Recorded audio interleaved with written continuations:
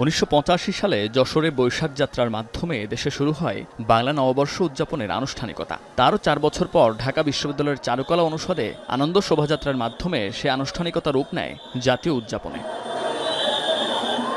শুরুতে এতে সকল ধর্ম বর্ণের মানুষের অংশগ্রহণ থাকলেও ১৯৯৬ সালে শোভাযাত্রার নাম পরিবর্তন করে মঙ্গল শোভাযাত্রা দিলে সে উদ্যোগে ছেদ পড়ে। নাম পরিবর্তন নিয়ে শুরু হয় নানা বিতর্ক।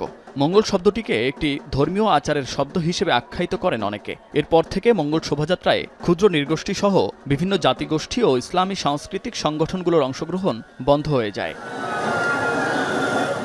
দীর্ঘ কয়েক দশক পর নববর্ষ উদযাপনে একটি সমন্বিত উদ্যোগ নিতে যাচ্ছে সরকার, যেখানে এবার অংশ নেবে ইসলামী সাংস্কৃতিক সংগঠন থেকে শুরু করে সকল জাতিগোষ্ঠী। তাই এবারের আয়োজনকে অন্তর্ভুক্তিমূলক উদযাপন বলছেন সংস্কৃতি বিষয়ক উপদেষ্টা। এবারের শোভাযাত্রা যেটা চারুকলা থেকে বের হবে, সেখানে আপনারা সত্যিকার অর্থে নতুন জিনিস দেখবেন, মানে ভিজুয়ালি আপনাদের চোখেই পরিবর্তন দেখতে পাবেন অনেক। সেটা এখন আমরা ডিটেল না বলছি, ইটস এ টিজার।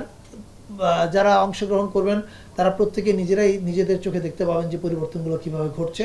তবে আসলেই নতুন কিছু দেখবেন, নতুন রং দেখবেন, নতুন গন্ধ পাবেন, নতুন সুর পাবেন।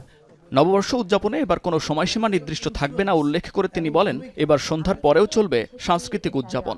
একটা সাংস্কৃতিক অনুষ্ঠান কয়টা পর্যন্ত চলতে পারে, কতক্ষণ পর্যন্ত পুলিশ নিরাপত্তা দিবে, এগুলো নিয়ে পুলিশ একটা নির্দেশনা দিবে। কিন্তু আমরা যেটা বলেছি, দার্শনিকভাবে সূর্যাস্তের মধ্যে অনুষ্ঠান বন্ধ করতে হবে, এটা আমাদের সিদ্ধান্ত এবার না। শোভাযাত্রার নাম পরিবর্তন হবে কিনা এমন প্রশ্নে সংস্কৃতি বিষয়ক উপদেষ্টা জানান, সবার সম্মতিতে নাম পরিবর্তনের বিষয়টি সোমবার নির্ধারণ হবে। চেঞ্জ হলে আমরা ঘোষণা করে চেঞ্জ করব। যে মুন্নাফ রশিদ, এখন, ঢাকা।